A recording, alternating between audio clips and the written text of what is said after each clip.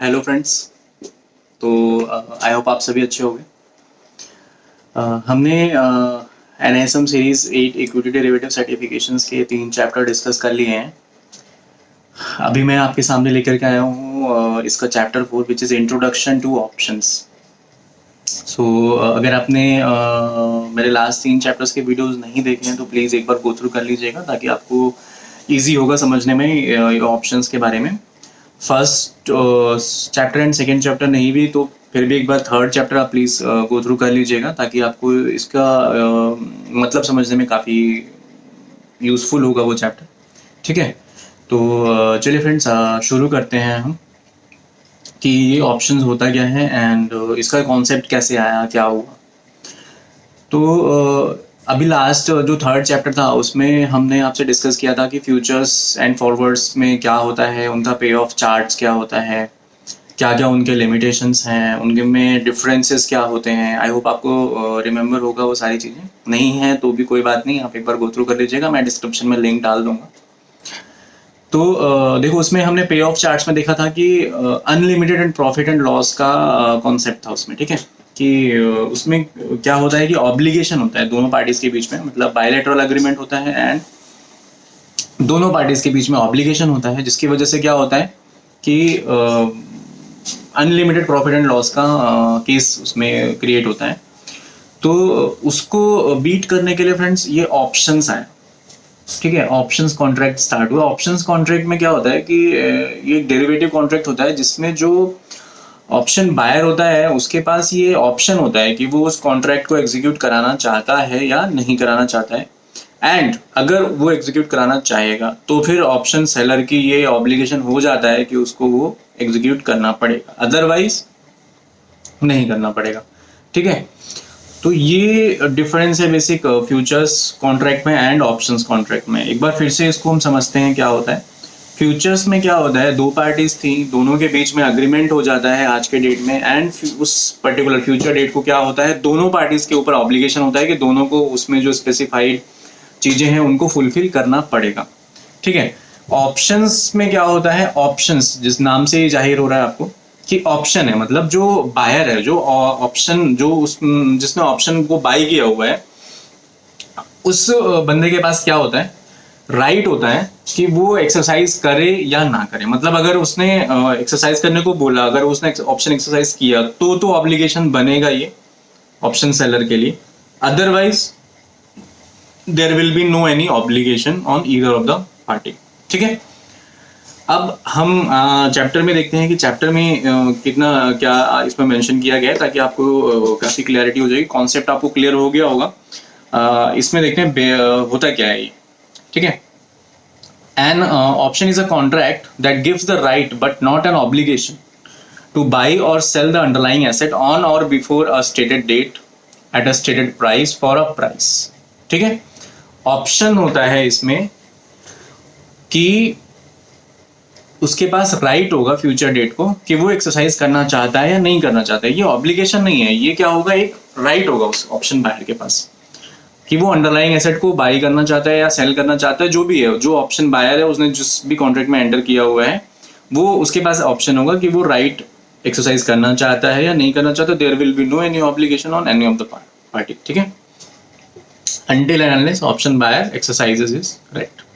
Option buyer has a right but no obligation with regard to buying or selling the underlying asset, while the option writer has the obligation in the contract. Therefore, option buyer will exercise his option only when the situation is favorable to him, but when he decides to exercise, option writer would be legally bound to honor the contract.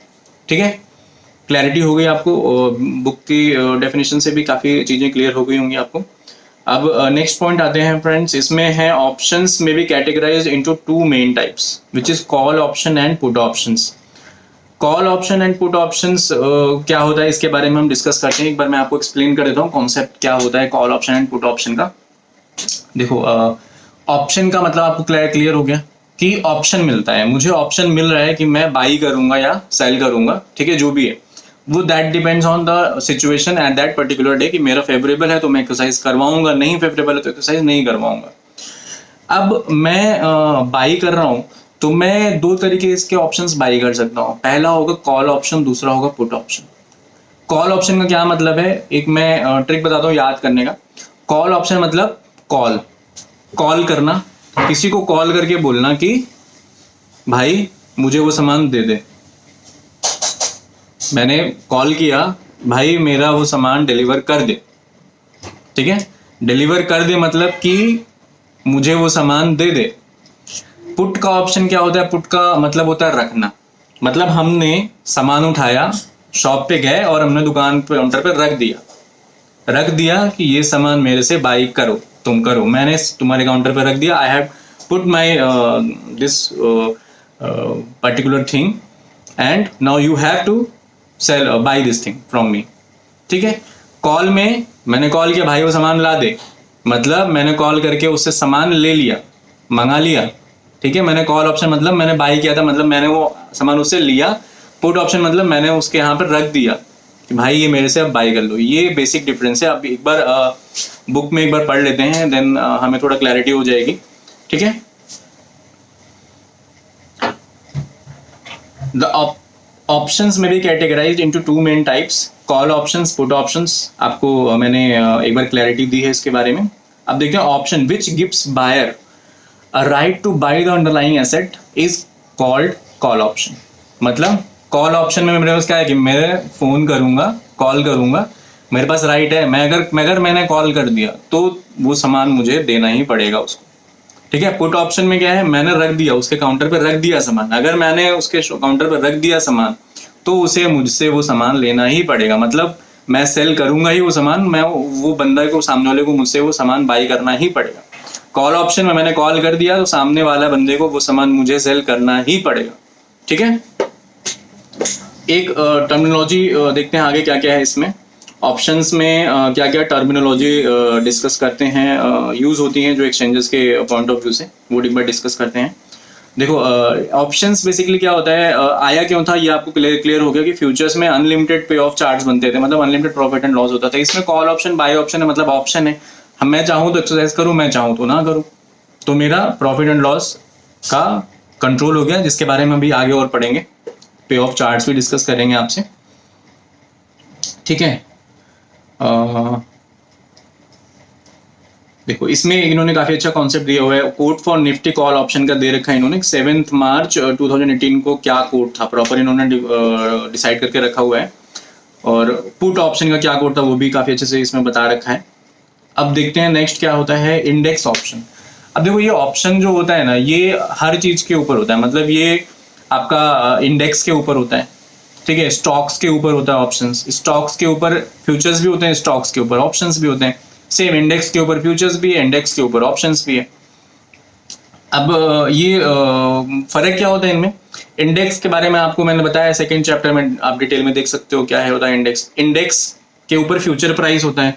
ठीक है, अब suppose futures में price fluctuations होता है, हमारे futures में obligations होते हैं, लेकिन अगर हम ऑप्शंस में एंटर करते हैं तो हमारे पास ऑप्शन होगा कि हम एक्सरसाइज करें या ना करें। ठीक है, ये दोनों में बेसिक फर्क होता है। स्टॉक ऑप्शंस में क्या होता है, शेयर्स के प्राइस के बेसिस, मतलब शेयर्स का स्पॉट अंडरलाइन होता है, उसके बेसिस पे एक ऑप्शंस कॉन्ट्रैक्ट डिराइव होता है, एंड देन उसकी वैल्यू जो है डिफाइंड होती है।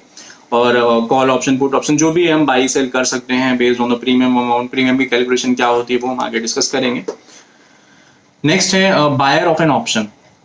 Buyer of an option is one who has right but not the obligation in the contract. Buyer of the option मतलब मैंने ऑप्शन बाई किया, चाहे वो कॉल ऑप्शन या पुट ऑप्शन है, मैंने ऑप्शन बाई किया, I am the buyer of the option. अगर मैंने बाई किया ऑप्शन तो मेरे पास राइट है कि मैं एक्सरसाइज करूं या ना करूं। अगर मैंने एक्सरसाइज किया तो जो भी बंदे ने मुझे ऑप्शन बेचा है उसको ऑब्लिगेशन बन जाता है उसके लिए। अगर मैंने एक्सरसाइज नहीं किया तो सामने वाले बंदे के पास कुछ नहीं होता, कोई ऑब्लिगेशन नहीं है उसका पूरा करने का। राइटर ऑफ एन ऑब्लिगेशन, जिस बंदे ने मुझे ऑप्शन बेचा है उसको हम बोलते हैं writer of the option. The writer of an option is one who receives the option premium and is thereby obliged to sell buy the asset if the buyer option exercises his right. ठीक है, अगर मैं option buyer हूं, मुझे वो option मिला, मैं exercise करूंगा, ठीक है, तो सामने वाले बंदे के ऊपर, मतलब जो राइटर ऑफ द ऑप्शन होगा उसके लिए ऑब्लिगेशन होगा। अगर मैंने एक्सरसाइज नहीं किया अपना राइट तो सामने वाले ऑप्शन राइटर के ऊपर कोई भी ऑब्लिगेशन नहीं आएगा उस चीज का, यही इसमें मेंशन्ड है। अब होता है नेक्स्ट पॉइंट है American option. American option and European option. देखो ये बेसिकली एक्सपायरी के बारे में बात कर रहा है। अमेरिकन ऑप्शन क्या होता है कि जो कॉन्ट्रैक्ट का स्पेसिफाइड पीरियड होता है उसके पहले कभी भी एक्सपायर हो सकता है या फिर उस डेट को भी एक्सपायर हो सकता है, ठीक है। यूरोपियन ऑप्शन क्या होता है, जो एक्सपायरी डेट पे ही एक्सपायर होगा। इंडिया में यूरोपियन ऑप्शन ही चलता है हमारे एक्सचेंज में जो ट्रेड होता है, ठीक है। Just kind of option contract, उसकी एक्सपायरी के बारे में मतलब वेरी करता है। नेक्स्ट है ऑप्शन प्राइस प्रीमियम। देखो फ्यूचर्स में क्या होता था, हम इनिशियल मार्जिन जमा करते थे, M2M सारा कुछ होता था। ऑप्शंस में क्या है, हमारा ऑब्लिगेशन नहीं हो रहा है, ठीक है। ऑब्लिगेशन नहीं है हमारे ऊपर, हमारे पास राइट है, तो राइट लेने के लिए हमें एक अमाउंट पे करना पड़ता है। आज के टाइम में, आज के टाइम पे हमें अमाउंट पे करना पड़ेगा ये अधिकार लेने के लिए, मतलब वो राइट लेने के लिए। उस अमाउंट को हम क्या बोलते हैं, ऑप्शन प्राइस या फिर ऑप्शन प्रीमियम, ठीक है। इसके बारे में पढ़ते हैं। It is the price which the option buyer pays to the option seller, ठीक है। ऑप्शन को बाय करने के लिए ऑप्शन बायर ने ऑप्शन सेलर को पे करता है, उस प्राइस को बोलते हैं ऑप्शन प्रीमियम। इसमें आगे इन्होंने बहुत ही प्यारा सा एग्जांपल दे रखा है, वो अभी आप गो थ्रू करना। कुछ डाउट होगा तो आप मेरे को मेल कर सकते हो इस कॉन्सेप्ट के बारे में। काफी सिंपल कॉन्सेप्ट है एक, और काफी मजा आता है इसके बारे में। हम जितने ही आगे और पढ़ते जाएंगे और भी हमें इंटरेस्ट आता जाएगा, ठीक है। नेक्स्ट है लॉट साइज। लॉट साइज हमने फ्यूचर्स में भी देखा था, सेम ऑप्शंस में भी होता है, ठीक है। चूंकि स्टैंडर्डाइज होते हैं डेरिवेटिव्स कॉन्ट्रैक्ट ये वाले, तो लॉट साइज स्पेसिफाइड होता है, उस पर्टिकुलर लॉट में ही ट्रेड होता है, उस पर्टिकुलर लॉट में ही आपको, मतलब एक कॉन्ट्रैक्ट का अगर सपोज प्रीमियम 10 रुपए का है और लॉट साइज आपका 100 का है, तो 10 into 100 इतने कॉन्ट्रैक्ट का लॉट है, इतना हमें प्रीमियम पे करना पड़ेगा अगर हम ऑप्शन बाय करना चाहते हैं तो, ठीक है। Next expiration date. Expiration date is the same which is मतलब last trading day of the contract वैसे तो होता है, लेकिन जो फ्यूचर्स में हमने कॉन्सेप्ट आपसे डिस्कस किया, last Thursday of each month, last Thursday of each month in case of holiday, तो उसके एक दिन पहले, ये होता है हमारा एक्सपायरेशन डे। एक्सपायरेशन डे को डेफिनेशन वाइज क्या बोलते हैं कि किसी भी कॉन्ट्रैक्ट का लास्ट ट्रेडिंग डे होता है उसको बोलते हैं एक्सपायरेशन डे, ठीक है। और last Thursday of each month is the expiry day, अभी करंट में जो भी सिचुएशन चल रही है हमारे एक्सचेंजेस में। नेक्स्ट कॉन्सेप्ट है आपका spot price. Spot price is on the spot जितना प्राइस पे करना पड़ेगा अगर हमें कोई भी चीज बाई करनी है या फिर सेल करनी है, ठीक है, उसको हम बोलते हैं स्पॉट प्राइस। नेक्स्ट है स्ट्राइक प्राइस और exercise price. Strike price, exercise price का मतलब होता है कि ऑप्शन के किस स्ट्राइक पे हम काम कर रहे हैं। जैसे मान लो कि किसी पर्टिकुलर शेयर का प्राइस अभी 500 रुपये चल रहा है, ठीक है, हम 530 रुपए के कॉल पे काम कर रहे हैं, ठीक है। 530 रुपए की कॉल का मतलब है कि अगर मैं 530 का मैंने कॉल बाई कर लिया, मैं कॉल करूंगा तो सामने वाले बंदे को मुझे 530 रुपए में बेचना पड़ेगा। उसके लिए मैंने उसको आज के डेट में एक प्रीमियम पे कर दिया, ठीक है। और मैं उसको कॉल कब करूंगा, जब शेयर का प्राइस उस दिन पे 530 से ऊपर होगा आफ्टर डिडक्टिंग माई प्रीमियम अमाउंट, ठीक है, तो मैं एक्सरसाइज करूंगा। अगर नहीं होता है तो मैं केवल प्रीमियम का ही हमारा लॉस हुआ, ठीक है, और कोई लॉस नहीं हुआ। हमें अनलिमिटेड वाला कॉन्सेप्ट जो था हमारा फ्यूचर्स में जो हमने देखा एग्जिस्ट करता था, वो हमारा रिस्क जो है हट गया, ठीक है। इसके बारे में और भी अच्छे से डिस्कस करेंगे, आपको थोड़ा सा क्लैरिटी आ गया होगा कि कैसे हमारा पे ऑफ चार्ट्स में हमारा लॉस एंड प्रॉफिट है वो एडजस्ट हो गया ऑप्शंस में। नेक्स्ट है आपका स्ट्राइक प्राइस और एक्सरसाइज प्राइस। अच्छा, ये हमने डिस्कस कर लिया है। अब देखो, इन the money option, at the money option and out of the money option. In the money का क्या मतलब होता है, अगर हमारा ऑप्शन प्रॉफिट में एक्सपायर हो रहा है, ठीक है, तो हमारा होता है इन the money option. At the money option होता है अगर हमारा ऑप्शन जो है वो ना प्रॉफिट में एक्सपायर हो रहा है ना लॉस में एक्सपायर हो रहा है, ठीक है, उसको हम क्या बोलते हैं, एट द मनी ऑप्शन। मतलब जीरो पे ऑफ आ रहा है हमारा, ना प्रॉफिट हो रहा है ना लॉस में एक्सपायर हो रहा है हमारा वो option. Out of the money option होता है मतलब कि वो जो ऑप्शन है वो हमें प्रॉफिट में नहीं हो रहा है, मतलब हमें लॉस तो खैर प्रीमियम का ही होगा जो भी हमने पे किया होगा, लेकिन हमारे प्रॉफिट नहीं हो रहा है उसमें, उसको हम बोलते हैं out of the money option, ठीक है। एक बार इसको पढ़ लेते हैं। In the money option, this option would give holder a positive cash flow if it were exercised immediately. A call option is said to be in the money when spot price is higher than the strike price, and a put option is said to be in the money when the spot price is lower than the strike price, ठीक है। एक बार example से देखते हैं। Call and put दोनों के बारे में मैं आपको बताऊंगा एग्जांपल के थ्रू, ताकि आपको और क्लैरिटी हो जाएगी। अब देखो, सपोज हमने क्या किया, एक स्पॉट में अभी शेयर का प्राइस चल रहा था 500 रुपये, तो मुझे ऐसा लगा कि उस शेयर का प्राइस जो है वो ऊपर होने वाला है, तो मैंने एक कॉल ऑप्शन बाई किया उस शेयर का, 550 रुपये का कॉल ऑप्शन बाई कर लिया। ठीक है, एक्सपायरी के दिन क्या होता है, उस शेयर का प्राइस 600 रुपये हो जाता है। तो मैं क्या करूँगा, मैंने कॉल करूँगा, 550 रुपये में मैंने वो कॉल ऑप्शन बाय किया हुआ था, और सपोज मैंने उसके लिए प्रीमियम भी ऑब्वियसली देना पड़ेगा मुझे, प्रीमियम मैंने सपोज दे रखा था 20 रुपीज़ का, तो 550 रुपये में मैं बाई करूँगा, कॉल मैं जरूर करूँगा, क्योंकि मुझे दिख रहा है कि प्रीमियम मैंने 10 रुपये का 20 रुपये का पे किया हुआ है, 550 रुपये मुझे खरीदना है, मतलब 550 में खरीदूंगा, 600 रुपये प्राइस है, 50 रुपये का मेरा प्रॉफिट हो रहा है पर शेयर, लेस करूंगा प्रीमियम अमाउंट जो मैंने पे किया होगा 20 रुपये का, मतलब कि मुझे 30 रुपीज़ का still I am getting the profit. ठीक है, मैं कॉल करूंगा, भाई मुझे शेयर्स 550 में देते, मैंने जो बाय किया था तो उससे कॉल ऑप्शन, वो बंदा मुझे डिलीवरी करेगा, प्रीमियम मैंने ऑलरेडी पे करके रखा ही हुआ है, मैं उस शेयर को 600 रुपये में बेचूंगा, 50 रुपये का प्रॉफिट लेस जो भी प्रीमियम मैंने दिया होगा, मतलब कुल मिला के मेरे को प्रॉफिट हो गया 30 रुपीज़ का। ये क्या हुआ, इन द मनी ऑप्शन। ठीक है, इसका कॉन्सेप्ट क्या हुआ कि ये हमने आपसे डिस्कस किया कॉल ऑप्शन के केस में। अब इसको अगर पुट ऑप्शन के केस में देखते हैं, पुट ऑप्शन हमने बाई किया है, पुट ऑप्शन बाई किया है, अभी हमने कॉल ऑप्शन बाई किया था, कॉल ऑप्शन में क्या था कि कॉल किया, शेयर्स आया, पुट ऑप्शन में मैं उसके दुकान पे रख दूंगा। ठीक है, मेरे पास शेयर्स पड़े थे, मैंने जो है बाई किया मार्केट में, मैंने 550 रुपए का कॉल पुट ऑप्शन बाई किया था कि मैं 550 में उसको सेल करूंगा, मार्केट में प्राइस कितना चला गया, 400 रुपये, या ठीक है 400 रुपये प्राइस चला गया। ऑब्वियसली बात है, अगर मार्केट में 400 रुपये प्राइस चला गया, मैंने पुट ऑप्शन बाई किया है, तो मैं तो 550 में ही बेचूंगा जा करके, ताकि मुझे प्रॉब्लम ना हो। मैं उसकी दुकान पे गया, मैंने 550 रुपये में बेच दिया अपना शेयर, लेस प्रीमियम का अमाउंट किया। अब सपोज मान लो मैंने उससे जो है प्रीमियम 20 रुपीज़ पर उसके शेयर जो मैंने दिया था, मार्केट में कितने का वो बिक रहा है, 400 रुपये का।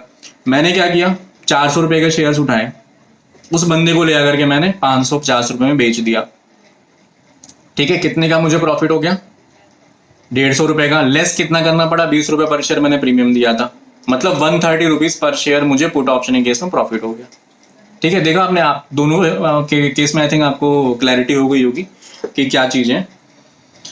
नेक्स्ट कॉन्सेप्ट है friends, at the money option. At the money option के बारे में मैंने डिस्कस किया कि जीरो कैश फ्लो आता है इसमें। ठीक है, मतलब हमने जिस स्ट्राइक का किया था उसी स्ट्राइक पे एक्सपायर हो गई, या फिर जो हमने प्रीमियम था वो सेट ऑफ होकर के जीरो ही दे रहा है हमें, मतलब हम एक्सरसाइज करें या ना करें कुछ मतलब नहीं है, कुछ फायदा नहीं है उसमें, सेम ही कॉन्सेप्ट आ रहा है दोनों में, sorry same he profit and हमें मतलब प्रॉफिट तो खैर आ नहीं रहा है, सेम ही कैश फ्लो आ रहा है, तो हम एक्सरसाइज करेंगे नहीं ऑप्शन उस केस में।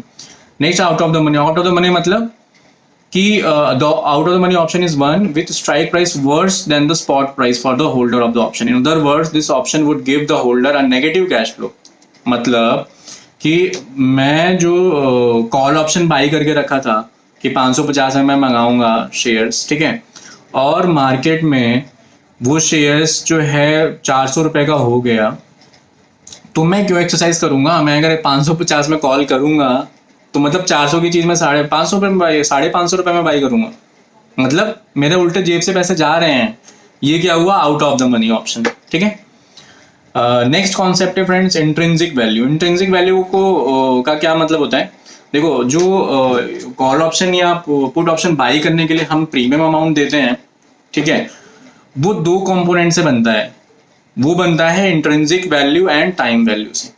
ठीक है, इंट्रिंसिक वैल्यू मतलब जो प्रीमियम अमाउंट आखिर कुछ कैलकुलेशन के बेसिस पे ही कैलकुलेट करते हैं प्रीमियम अमाउंट, वो कैलकुलेशन जो होती है वो दो चीज़ों के ऊपर बेस होती है। एक होती है इंट्रिंसिक वैल्यू एंड दूसरी होती है time value. For an option, intrinsic value refers to the amount by which option is in the money. That is the amount an option buyer will realize before adjusting for premium paid if he exercises the option instantly. Therefore, only in the money options have intrinsic value, whereas at the money and out of the money options have zero intrinsic value. The intrinsic value of an option can never be negative. ठीक है, ये relation बताती है before adjusting for premium paid. Suppose कोई option buyer है, वो उसने realise किया कि हमारा स्पॉट में ये शेयर इतने का चल रहा है और इतने का प्रीमियम देना है एंड देन इतने का प्राइस चल रहा है कॉल ऑप्शन का, सपोज 550, ठीक है, 500 रुपये करंट प्राइस चल रहा है, 550 का मुझे कॉल ऑप्शन लेना है, 10 रुपये का प्रीमियम या 20 रुपये का प्रीमियम देना है। मतलब जो 20 रुपये का प्रीमियम मैं दे रहा हूँ, गैप कितना है, 50 रुपये का, तो गैप मुझे स्ट्राइक प्राइस में ही दिख रहा है ना। मतलब कि जो 500 और 550 के बीच में 50 रुपये गैप है, वो दो चीजों से मिलके बनेगा। पहला होगा इंट्रिंसिक वैल्यू, दूसरा होगा टाइम वैल्यू। ये इंट्रिंसिक वैल्यू उन दोनों के बीच के डिफरेंस को ही बोलते हैं। दूसरा टाइम वैल्यू। टाइम वैल्यू क्या होता है, किसी भी अमाउंट को सपोज 3 महीने तक रखने का जो खर्चा होता है वो टाइम वैल्यू ऑफ मनी हो गया। फाइनेंशियल मैनेजमेंट के स्टूडेंट्स काफी अच्छे से इस चीज को समझ पाएंगे। नेक्स्ट है 10 for call option which is in the money, intrinsic value is the excess of spot price over the exercise price.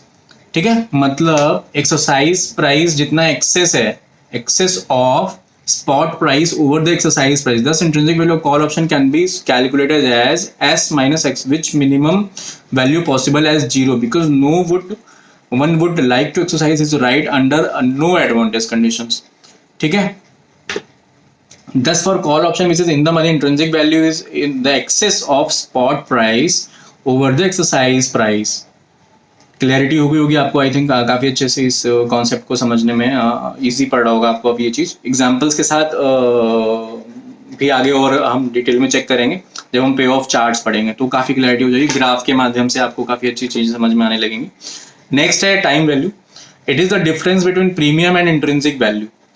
If any of an option at the money and out of the money, options will have only time value because the intrinsic value of such options is 0। मतलब time value क्या होता है, किसी भी amount का उतने period का interest का जो कॉस्ट होता है उसको हम बोलते हैं time value of money. Difference between premium and intrinsic value. Intrinsic suppose 500 and 550 के बीच में हमारा 50 रुपये का डिफरेंस दिख रहा था। सपोज उस 50 रुपये में 30 रुपीज हमें दिख गया, तो वो 30 रुपीज में प्रीमियम अमाउंट हम जब लेस करेंगे, मतलब इंट्रिंसिक वैल्यू हमारी सपोज 30 रुपीज की और टोटल जो डिफरेंस है 50 रुपए का, तो जो 50 में 30 रुपीज लेस करेंगे तो जो बैलेंस अमाउंट बचा वो हमारा क्या हो गया, टाइम वैल्यू ऑफ मनी हो गया। ठीक है, नेक्स्ट है आपका ओपन इंटरेस्ट। ओपन इंटरेस्ट हमने फ्यूचर के केस में भी डिस्कस किया था कि टोटल आउटस्टैंडिंग कॉन्ट्रैक्ट जो होते हैं, लॉन्ग या शॉर्ट के जो भी है, वो टोटल आउटस्टैंडिंग कॉन्ट्रैक्ट होते हैं ना जो, उनको हम बोलते हैं ओपन इंटरेस्ट। नेक्स्ट है exercise of options. In case of American option, buyers can exercise their options. American and European में हमने डिस्कस किया था। अमेरिकन ऑप्शन में एक्सपायरी डेट के पहले या फिर एक्सपायरी डेट को आप एक्सपायर कर सकते, अपना वो एक्सपायर हो सकता है कॉन्ट्रैक्ट। यूरोपियन में क्या होता है, एक्सपायरी डेट पे ही एक्सपायर होगा। नेक्स्ट है आपका assignments of options. Assignment of option means the allocation of exercised options to one or more option sellers. The issue of assignments of options arises only in case of American options because the buyer can exercise his option at any point of time. ठीक है, मतलब American option के case में अगर proper expiry date के पहले जो भी बायर या सेलर है उनको हम असाइन करते हैं कि इतने नंबर ऑफ कॉन्ट्रैक्ट्स आपके एक्सपायर कर दिए गए हैं हमारे पर्टिकुलर एक्सपायरी डेट के पहले, उनको हम बोलते हैं असाइनमेंट ऑफ ऑप्शंस। हालांकि अमेरिकन ऑप्शंस में है, इंडिया में केवल यूरोपियन ही होता है। ठीक है फ्रेंड्स, सो ये हमारा पहला पार्ट है इस चैप्टर का। नेक्स्ट इस चैप्टर का सेकेंड पार्ट मैं बनाऊंगा जिसमें मैं आपको पे ऑफ चार्ट्स डिस्कस करूंगा with graph and options strike price different के साथ, ताकि आपको काफ़ी अच्छे से क्लैरिटी हो जाएगी। ये वीडियो मैं थोड़ी शॉर्ट रख रहा हूँ ताकि आप ऑप्शंस एंड फ्यूचर्स में कंफ्यूज ना हो। एक बार इस वीडियो के बाद आई विल रिकमेंड कि एक बार फ्यूचर्स वाली वीडियो भी आप देख लें, विच इज़ थर्ड चैप्टर, ताकि आपको आगे पे ऑफ चार्ट्स दोनों का कंपेयर जब मैं करवा के बताऊंगा तो आपको डाउट नहीं होगा, कोई भी कॉन्सेप्ट में झोल नहीं होगा, आपको क्लियर होगा। Anyways, thanks for watching my video. Please subscribe my channel and bell icon पे क्लिक कर दीजिएगा ताकि आपको नोटिफिकेशन आ जाएगी मेरी नेक्स्ट वीडियो की। So thank you guys, take care.